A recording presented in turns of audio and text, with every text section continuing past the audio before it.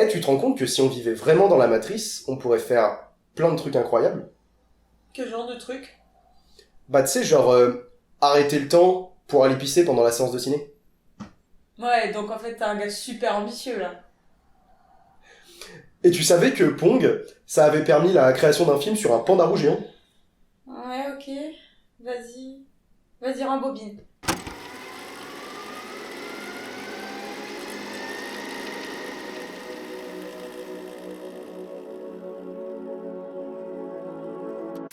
Pong, c'est l'un des tout premiers jeux vidéo de l'histoire. Je dis l'un parce que avant lui, il y en a eu un ou deux, mais ils sont beaucoup moins emblématiques. D'une grande simplicité due aux technologies encore à leur début, le jeu est l'un des pionniers du jeu d'arcade et a permis à son concepteur de tenter des grandes choses. Attends, tu vas vraiment me parler de vidéo, là?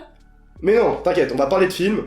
Laisse-moi juste le temps d'y arriver. En 1971, Nolan Bushnell, un ingénieur américain, invente la toute première machine d'arcade au monde. À l'époque, ça fait pas un très grand carton, sachant que le jeu Computer Space qui y était intégré était vraiment pas dingue. Mais l'année suivante, en 1972, avec l'aide d'un de ses amis, il conçoit le jeu Pong. À la base, c'était juste un exercice de développement et ça a un peu dégénéré. Comment ça, dégénérer?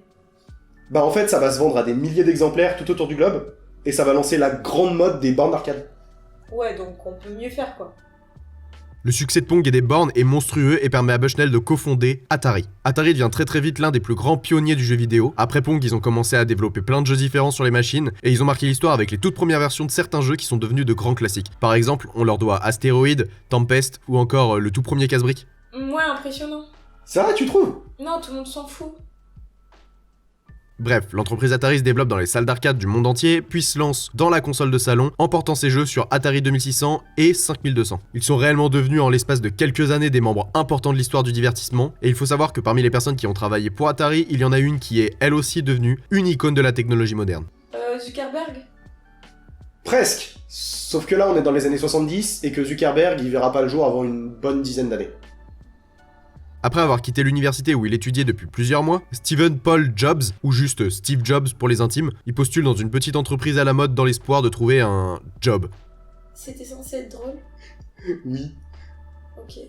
Il se rend alors chez Atari, rencontre Bushnell et grâce à sa passion et à ses connaissances en informatique, il devient un technicien de la boîte. Après quelques temps là-bas et après plusieurs péripéties un peu étranges à base de trip en Inde, Jobs revient chez Atari et est chargé d'une toute nouvelle mission. Il doit simplement faire économiser de l'argent à l'entreprise en réduisant le nombre de puces dans les jeux casse-briques. Mais pour ça, il va se faire aider de son ami Steve Wozniak et c'est après ça qu'ils vont tous les deux se mettre à travailler sur une nouvelle idée d'entreprise, Apple.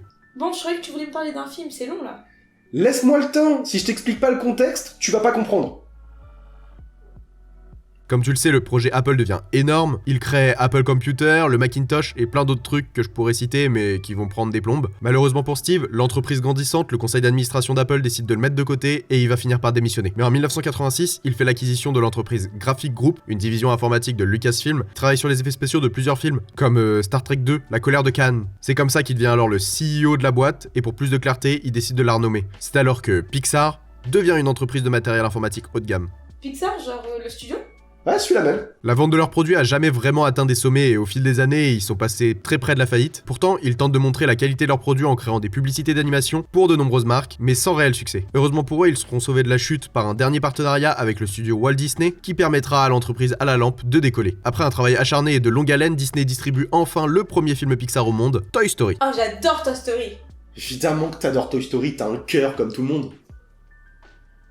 Avec celui-ci, Pixar marque un grand coup. Avec le tout premier film réalisé uniquement en images de synthèse, Pixar vient révolutionner le monde de l'animation et en profite pour devenir un énorme pilier du cinéma de ce genre. Après le travail sur ce film, il s'engage auprès de Disney pour plusieurs autres longs métrages et enchaîne les réussites. Entre Mille et une pattes, Toy Story 2, Monstres et compagnie, le studio continue à faire des folies et ne cesse de montrer une minutie dans leur travail.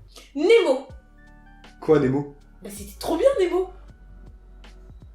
Le monde de Nemo, Cars, Ratatouille, là-haut, sans parler des suites comme Toy Story 3, Pixar s'est imposé comme l'un des meilleurs studios d'animation au monde. Il y a aussi toute une histoire sur le rachat de la firme par Disney, et c'est assez long, et je t'épargne les détails, c'est... Oui, épargne-moi les détails, je t'en supplie. Récemment, le studio a présenté Saul sur Disney+, et il travaille actuellement sur un film nommé Alerte Rouge qui devrait sortir dans le courant de l'année 2022. Dans ce film, on suit une jeune fille qui arrive à l'adolescence et qui a la particularité de se transformer, quand elle déborde d'émotions, en panda rouge géant. Mais c'est quand même fou de se dire que l'invention d'un des jeux vidéo les plus importants de l'histoire, ça a engendré la création d'un film sur un animal géant trop mignon. Wow. C'est ça la chute de ton histoire? Bah ouais, pourquoi ça te plaît pas? Pourquoi tu m'as invité déjà? Bah pour regarder le film. Tu fais quoi là? Bah je regarde le... Tu m'en empêches.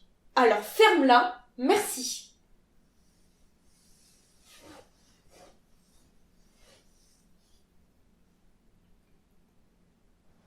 Et tu savais que...